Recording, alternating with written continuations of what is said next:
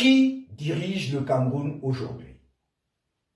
Où se cache M. Paul Biya, qui s'est pourtant octroyé la fonction de président de la République au mépris des urnes à l'issue de l'élection présidentielle du 7 octobre 2018. Le pays est orphelin d'un président qui l'a abandonné en pleine crise sanitaire, dans un contexte où tous les dirigeants du monde, même physiquement diminués, ont pris personnellement en main la riposte au Covid-19 dans leurs pays respectifs.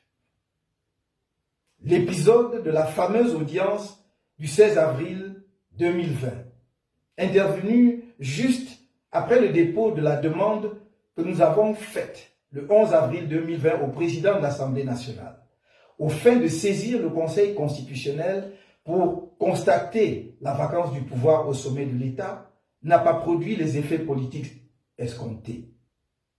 Pas plus d'ailleurs que l'autre audience du 13 mai dernier. Les Camerounais continuent de se demander où est passé M. Paul Biya. Ceux qui veulent diriger le Cameroun par le biais de la succession de gré à gré et leur soutien tentent d'expliquer qu'il est normal qu'un président de la République disparaisse pendant des mois, abandonnant son peuple aux prises avec une pandémie qui sème la mort. Et pour ces défenseurs de l'absurde, interrompre cette désertion pendant quelques minutes pour recevoir des personnalités étrangères, à supposer cela avéré, n'est pas un signe de mépris vis-à-vis du peuple camerounais, alors même que le Premier ministre chef du gouvernement n'a pas accès à lui. Mes chers compatriotes, vous conviendrez avec moi que l'unité de notre peuple et de notre nation est en péril dans ce contexte d'incertitude et de turbulence. Même le gouvernement ne donne pas à voir une cohésion, ne serait-ce que de façade, tellement il est traversé de part en part de clivages que crée entre ses membres la guerre de succession à la tête de l'État.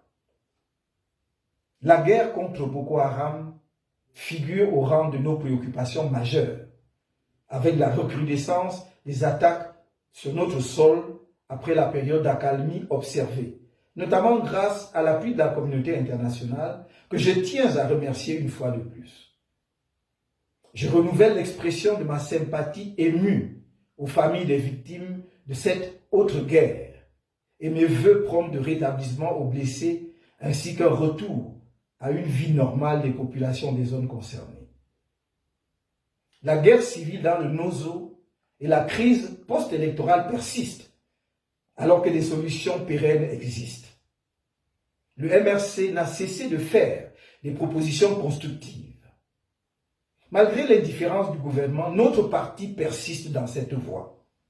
Dans cet esprit, je propose un cadre de résolution de la crise dans le Nozo et de la crise post-électorale comprenant un comité de haut niveau appuyé par un sous-comité. Le comité de haut niveau est un comité politique chargé de la médiation et dirigé par un président ou un ancien président africain assisté par le groupe des sages de l'Union africaine. Le comité devrait, après consultation du gouvernement camerounais et tous les principaux protagonistes, y compris ceux en détention, œuvrer pour la mise en place de mécanismes visant à arrêter immédiatement la violence et sa résurgence. Ces mécanismes devraient bénéficier du soutien de la communauté internationale, tant au plan politique qu'au plan technique et financier. D'ores et déjà, je lance un appel pour un cessez-le-feu, même provisoire, à convenir sans délai entre les protagonistes du conflit armé avec l'assistance de l'ONU et de l'Union africaine. Il s'agit d'un acte qui grandira toutes les parties belligérantes, d'un acte vital, car il permettra d'alléger les souffrances de nos pauvres populations, de créer les conditions de la mise en place du cadre des discussions et, dans le contexte actuel de Covid-19, de porter une assistance adéquate aux populations des deux régions où la pandémie est désormais en recrudescence. En même temps que le cessez-le-feu s'impose, la libération de tous les prisonniers incarcérés dans le cadre de la crise anglophone, dont M. Sissikou Ayou Tabé et ses partisans, et dans le cadre de la crise post-électorale, les 15 prisonniers d'opinion militants du MRC, dont le premier vice-président de notre parti, M. Mamadou Yakouba Mota. Je saisis cette occasion pour réitérer à ces camarades du MRC encore incarcérés mon salut fraternel et patriotique et tous mes encouragements pour la bravoure et la dignité dont ils ont fait preuve. Nous continuons de mettre en œuvre tous les moyens possibles pour leur libération.